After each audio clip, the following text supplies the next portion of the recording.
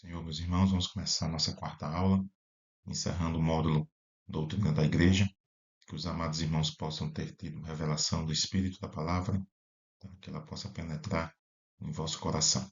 Tá? Hoje nós vamos ver algumas doutrinas, tá? Relativo à Igreja, tá?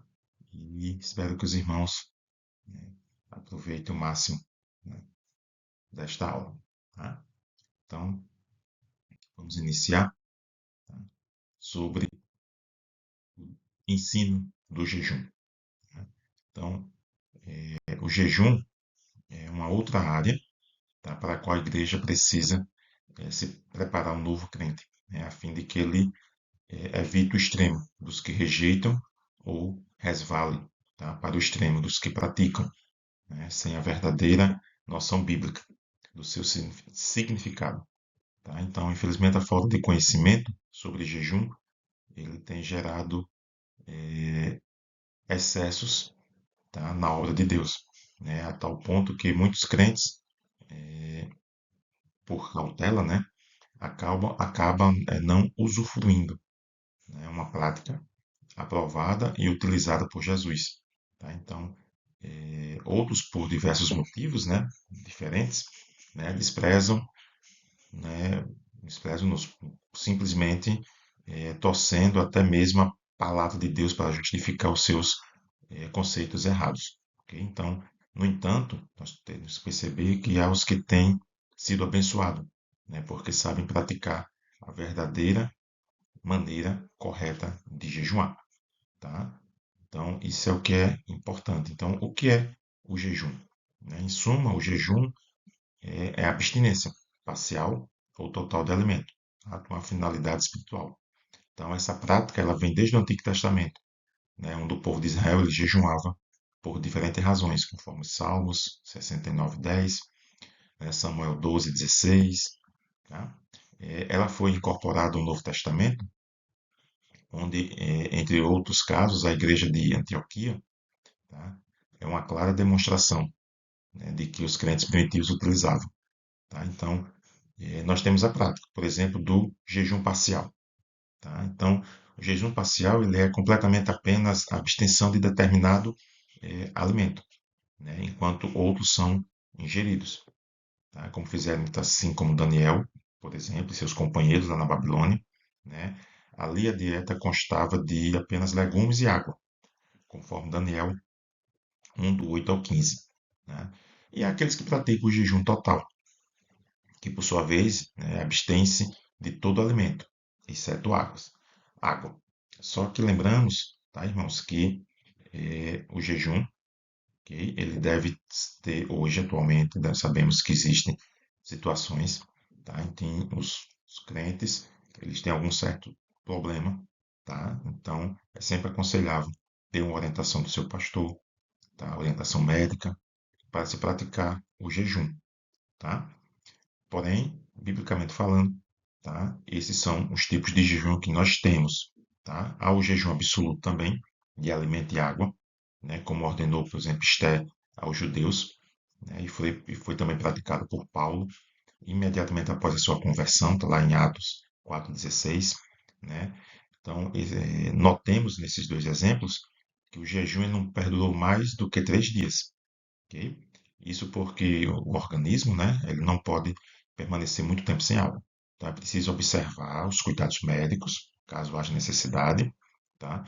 Para a prática do jejum, seja ele parcial, total ou absoluto, né? Pois não podemos exceder aquilo que o nosso corpo necessita, ok? Então, existe também o jejum de Moisés e Elias. Muitos apontam, né, o jejum de Moisés e Elias por 40 dias para justificar seus excessos, né? Isso é uma doutrina e um ensino errado. Tá? Em ambos os casos, né, os dois jejuns prolongados, dá a entender que trata-se de algo incomum, que não pode ser repetido né, sob condições normais, tá? Por contrariar a lei da natureza, estabelecida pelo próprio Deus. Então, portanto, jejum sem água não pode exceder 3 dias, né, sob pena de sujeitar o organismo a graves enfermidades, né, e até a morte. Então, é aconselhável que nos jejuns nós tenhamos o cuidado, caso aquelas pessoas que não possam, né, jejuar de forma total, faço parcial. Por isso que nós temos o parcial, temos o total. O absoluto só em casos, né, sob a orientação do seu pastor, do seu líder e do seu médico. Ok? E o que Jesus ensinou sobre o jejum? Né? O Senhor não só o praticou, como ele deu também um aval para o seu jejum, o verdadeiro jejum. Ok? O fato de ele ter tido fome, né, e não sede após o jejum, como registrado em Mateus 4:2, reforçado lá em Lucas 4:2 também, pressupõe que ele tinha bebido água durante os 40 dias. Porque, se não fizesse, né, exigiria intervenção sobrenatural nos seus atributos divinos, e o que tornaria incapaz, então, de exercer o papel de sumo sacerdote dos bons, né, dos bens eternos. Ok? Então, como homem, ele não podia lançar mão de nenhum outro meio que não estivesse à disposição do crente, cheio do Espírito Santo. Tá? Então, o que foi o ensino, né, de Jesus sobre o jejum? Né? O Senhor, né, nosso Senhor Jesus, ele não só praticou, como ele também validou esse jejum. Né? O que ele reprovou foi a atitude dos fariseus, que o praticavam, né, com o mesmo propósito, né, de suas orações em público, ou seja, para ser admirado, reconhecido, serem vistos pelos homens. Né? Era prática comum, né? Formal, visual, ritualista, ok? Com semblantes desfigurados, para exteriorizar então uma aparência de piedade, ok? Que de fato não refletia o seu interior. Então, por fora era crentes de primeira linha e por dentro sepulcros caiados. Né? Então, por dentro tinham corações cheios de ódio, inveja e maledicência, e o Senhor os condenou, tá? Ao mesmo tempo em que nos deixou claro alguns princípios, né? Por exemplo, o jejum neotestamentário não é fruto de tristeza, nem motivo para isso, tá? O jejum, ele não é para ser visto pelos homens, mas é para ser aceito por Deus, né? O jejum não é ato de penitência, mas de adoração ao Senhor. Então é com essa visão que nós devemos prosseguir nessa caminhada cristã, tá? É um ato de consagração a Deus. Então, o jejum é parte de um culto racional, conforme Romanos 12:1. Tá? Embora seja uma prática distinta em si mesma, a oração é a força que impulsiona. Tá? Isso se depende, né, da advertência de Jesus aos discípulos, que os esclareceu que certos tipos de demônios só saem com oração e jejum. Está lá em Mateus 9:29. Tá? Então, quando o crente se dedica à oração, o jejum é consequência natural, tá? Pois a comunhão com Deus o leva a colocar suas necessidades físicas, tá, em plano secundário. Tá? Então, o jejum ele liberta o espírito para a comunhão com Deus. Né? É outro efeito, é outra virtude do jejum. Ele libera o espírito para entregar-se por inteiro, tá, ao relacionamento íntimo e pessoal com Deus.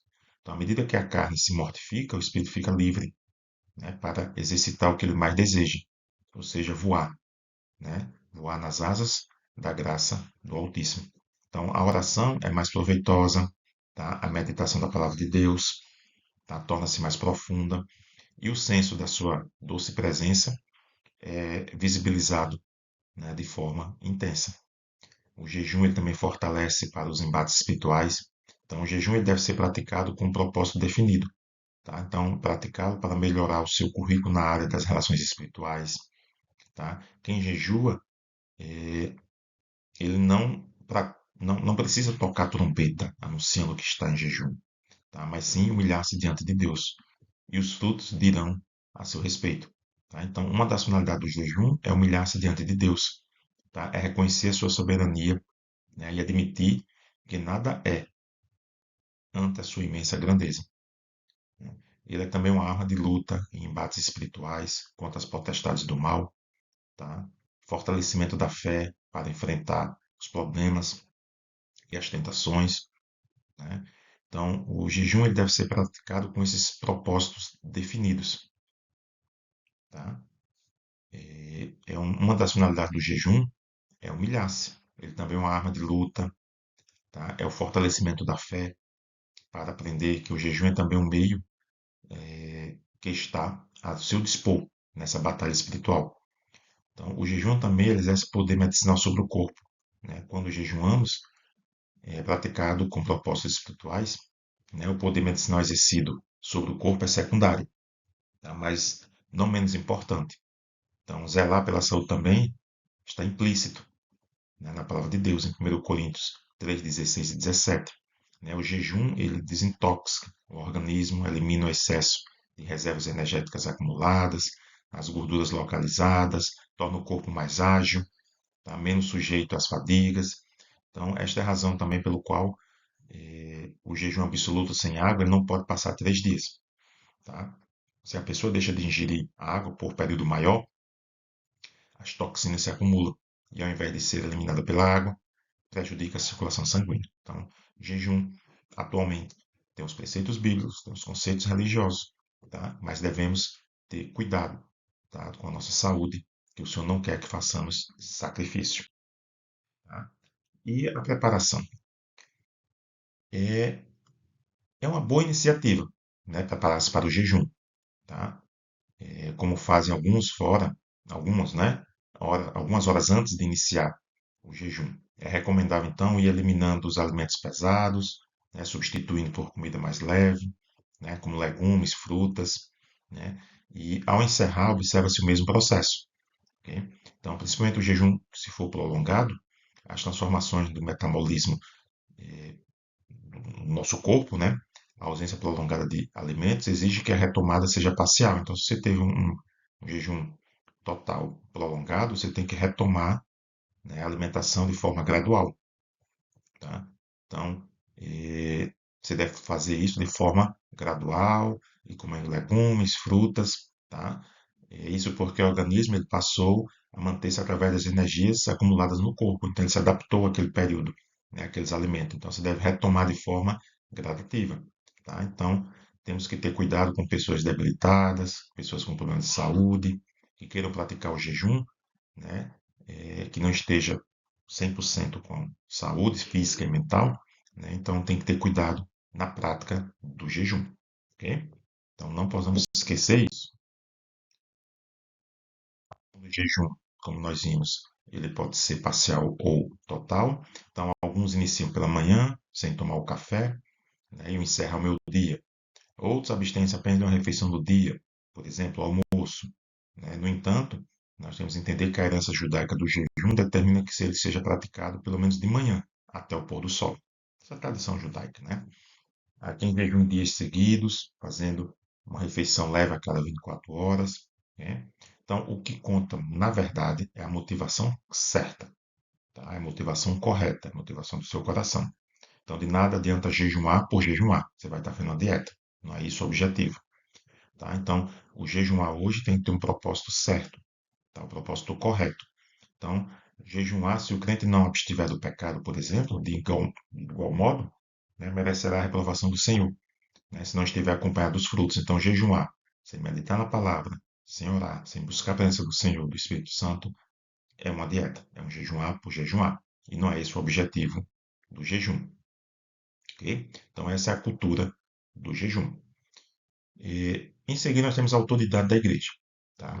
Então, eh, a igreja ela tem a autoridade de ligar e desligar. Okay? Conforme Mateus 16, 19, né? E eu te darei as chaves do reino dos céus, e tudo que ligares na terra será ligado nos céus, e tudo que desligares na terra será desligado no céu. Então, trata-se então de autoridade, tá? Dada por Cristo à igreja, ali representada por Pedro, tá? Usado por Deus e estendida a todos os apóstolos. Então, essa autoridade Jesus mostrou, né, que há 4 passos importantes para a reconciliação entre os irmãos. Né? O ofendido deve procurar o irmão, vai, repreende-o entre ti e ele. Tá? É, Nesse passo, há um segundo, ele leva ainda contigo um ou dois para que, pela tua boca, de duas testemunhas, toda palavra seja confirmada. Tá? E se não escutar, diz-o à igreja. E se também não escutar, a igreja consideram um gentil e publicano. Então aqui a gente pode perceber que tem algumas observações. Né? Primeiro, Jesus não mandou o irmão ofendido pedir perdão ao ofensor, como ensina alguém. né, de modo ingênuo. Segundo, né, nós podemos perceber nesse texto a autoridade da igreja para respaldar, né, a reconciliação e para excluir aquele que não quer reconciliar-se. Né? É possível notarmos isso. Então, é a autoridade da concordância. Né? Então, se dois de vós concordarem na terra, ou seja, essa expressão, né, podemos ver, ela mostra-nos o valor da união entre o crente, tá? Bem como o valor da oração coletiva. Então, a começar por um grupo de duas pessoas que resolvem orar a Deus, tá? Em nome de Jesus, conforme João, né, 14:13, num só pensamento. Nem só do propósito santo. Tá? Então, esse ensino ele previne contra o egoísmo, né, na adoração. Então, Deus é Pai nosso de todos e não apenas de cada indivíduo. Então, a oração individual ela é valiosa, conforme Mateus 6,6. Tá? Então, mas não exclui a oração coletiva.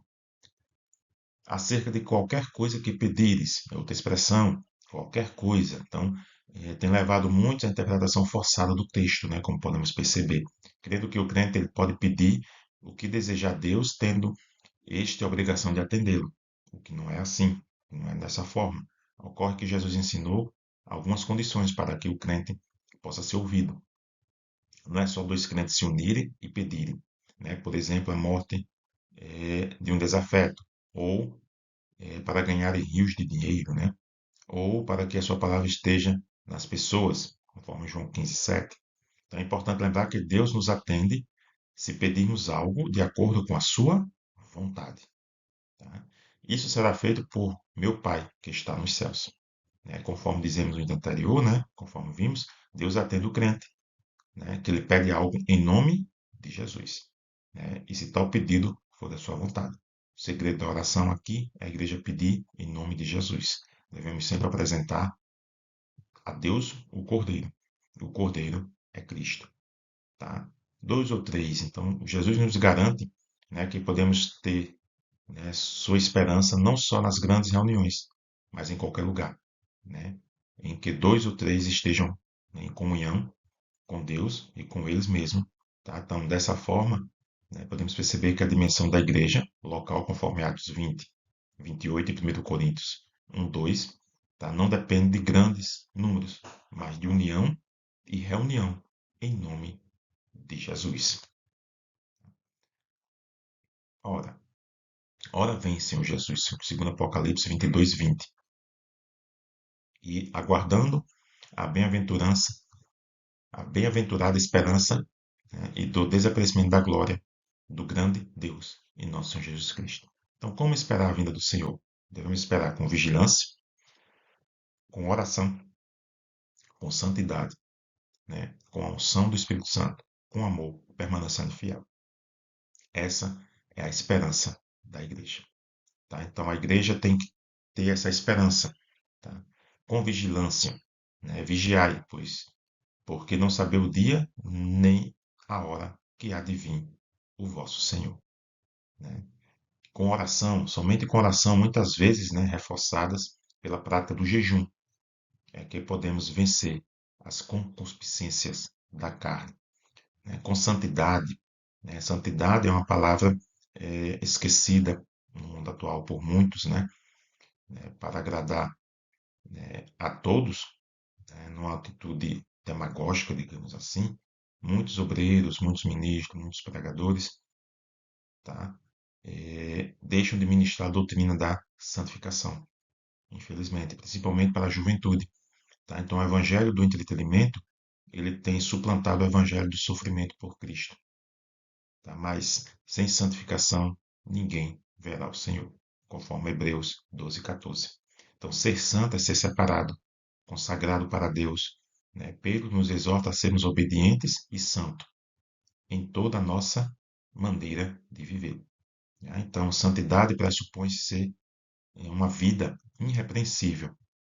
Tá? E o mesmo Deus de paz vos santifique em tudo, né? E todo o vosso espírito e alma e corpo sejam plenamente conservados, irrepreensíveis, para a vinda de nosso Senhor Jesus.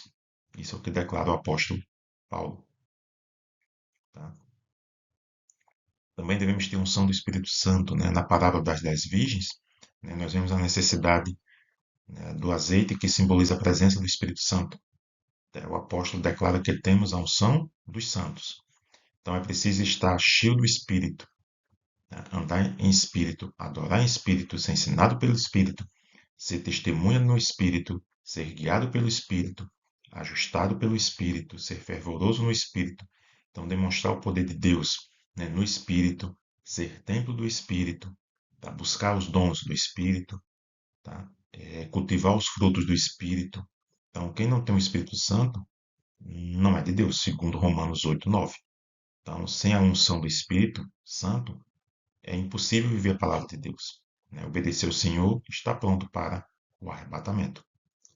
Devemos ter também esperança no amor, né? Os crentes que subirão ao encontro, né, do Senhor, eles serão seus discípulos fiéis e verdadeiros, né? Já que vimos que a marca registrada do cristão, tá, é o nome, não é o nome da denominação, nem o nome da família, nem o cargo que ocupa, mas o amor de Deus em nosso coração.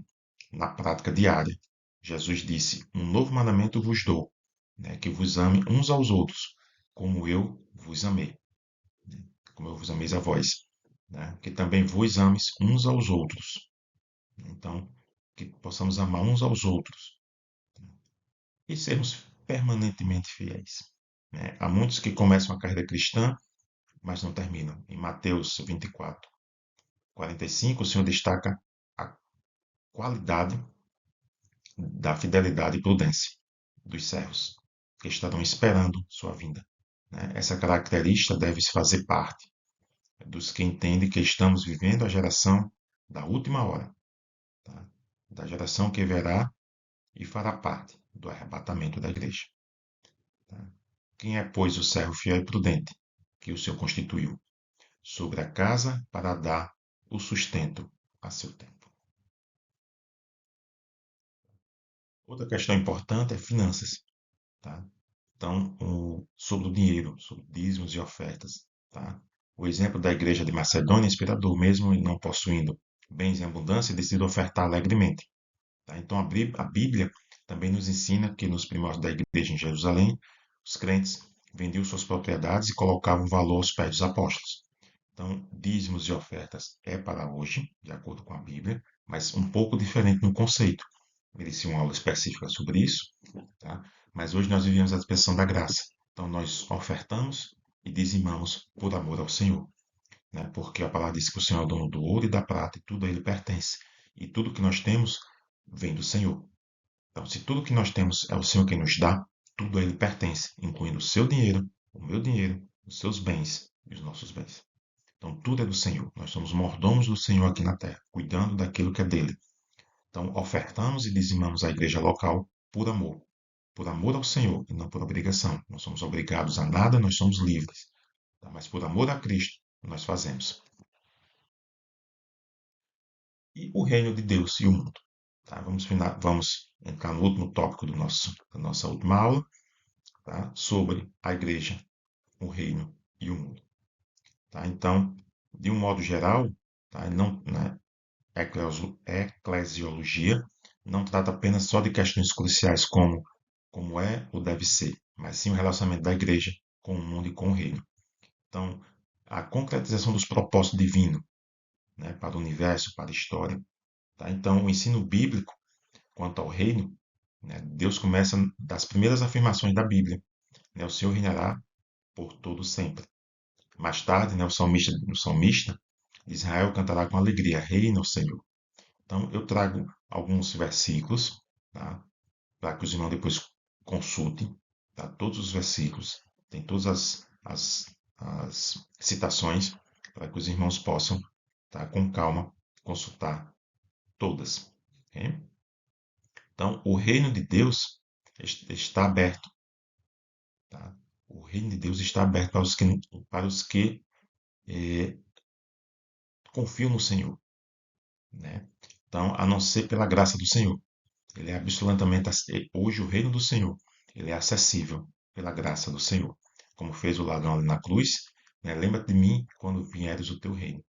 Então, ele se arrependeu e, pela graça, o Senhor o salvou, né? Então, o mundo, né, ele abrange as rebeliões em relação a Deus. Então, a noção de bíblica, né, de mundo, do grego cosmo, também precisa ser bem entendida para que a igreja seja eficiente no exercício da sua missão. Tá? Então, as escrituras também se referem ao mundo como um conjunto de habitantes, tá, do planeta. Nessa percepção, né, Jesus falou sobre o evangelho ser pregado em todo o mundo, né? A Bíblia também significa espaço de vida, a ordem da exigência nesse aspecto, né? Tem a ver com a presença com que muitos têm a necessidade de encontrar o Senhor. Tá? Então, o Novo Testamento ele encontra com mais clareza os detalhes, né, dos ensinos do nosso Senhor. Tá? Então, havia no tempo de Jesus então, uma forte expectativa messiânica quanto à vinda do reino. Então, segundo a crença popular, seria um reino político. Tá? Ao ser questionado a respeito disso, Cristo, ressurreto, rejeitou essa perspectiva, lá em Atos 1, 6, 7. Quando Jesus foi julgado por Pilatos, né, ele afirma: o meu reino não é deste mundo. Tá? Então, em Marcos 1,15, por exemplo, Jesus para a Galiléia pregando o evangelho de Deus, dizendo: o tempo está cumprido e o reino de Deus está próximo. Arrependei-vos e crede no evangelho. Então, o primeiro evangelho declara: daí por diante passou Jesus a pregar e a dizer: arrependei-vos, porque está próximo o reino dos céus. Tá? Então, os seguidores de Jesus eles são exortados a priorizar a busca do reino e a justiça de Deus. Então, Jesus envia os 12 apóstolos para anunciar: tá? Está próximo o reino dos céus. Tá? O reino é dos humildes de espírito, dos pobres, dos pequeninos, né? Os que se converterem e não se tornarem como criança de modo algum entrarão no reino dos céus. Então, em Lucas, ele também cita, né, a chegada do reino de Deus provoca a expulsão de demônio. Jesus se refere à manifestação escatológica do reino como uma grande festa. Né? Então, em oposição também ao que os nossos dias, né, se convencionou chamar teologia da prosperidade, Jesus ensina de maneira radical, né, quão difícil entrarão no reino os que têm riqueza, porque é mais fácil, né, um camelo passar pelo fundo de uma agulha do que entrar um rico no reino de Deus. Lucas 18, 24 a 25. Então, o reino de Deus ele está aberto, né, para os que não confiam em absolutamente nada, a não ser na graça do Senhor. Então, como fez o ladrão na cruz, tá? Lembra-se de mim, Senhor. E o Senhor lembrou-se. Tá? Então, em síntese, né, ele mostra o reino de Deus e a concretização dos propósitos divinos para o universo e para a história. Então, é por essa razão que os discípulos do Senhor, né, foram instruídos a orar ao Pai: venha o teu reino. Tá? Então, o reino, né, a respeito do reino, né, tem vários teólogos que afirmam que um dos mais importantes, né, teólogos do cristianismo, por exemplo, afirma que o reino, né, que o evangelho anuncia, né, envolve não apenas o domínio soberano de Cristo sobre todos os poderes e principados, né, mas uma comunidade de submissos que reconhecem sua autoridade, obedecem a seus preceitos e engajam-se em seu serviço, declarou o senhor teólogo Orlando Costa. Tá? Então, apesar de refletir, né, essa causou grande polêmica, essa citação, mas o aspecto positivo disto é que sugeriu que a igreja, né, é o oposto do reino. Tá? Então, na perspectiva bíblica e teológica, a igreja não se opõe ao reino, mas é sua serva. Tá? Então, não obstante a relação igreja-reino, é uma questão, né, a ser discutida. Tá? Então, mas há outro sentido no mundo nas escrituras. Então, o objeto do amor do Pai, que o Senhor afirma: Deus amou o mundo de tal maneira que deu seu Filho unigênito, para que todo aquele que nele crê não pereça, mas tenha a vida eterna. Então, por isso Jesus é chamado de Salvador do mundo. Cordeiro de Deus que tira o pecado do mundo, luz do mundo. Então, Jesus não é apenas propiciação pelos seus pecados, pelos pecados do mundo, né? Mas de todo mundo. Então, Deus enviou seu Filho para que todo aquele que nele crê não pereça, mas tenha vida eterna, né? Então, o sistema ele abrange o mundo, tá? É um sistema abrangente, ok? Em rebelião, em constante rebelião com o nosso Deus. A noção bíblica de mundo, né, fala sobre isso, mas ela possui diversos significados, tá? Então a Bíblia menciona como estável porque foi firmado pelo Senhor para que não se abale, tá? Então o mundo ele pertence ao Criador. É notável que como obra divina, tá? O mundo ele recebe das Escrituras ênfase cristológica, pois foi criado pelo Verbo de Deus, tá? Então, ele é o Senhor a quem tudo no mundo se submeterá. A conotação de mundo como criação tem muita densidade teológica, tá? O ensino bíblico da criação está relacionado à doutrina da salvação.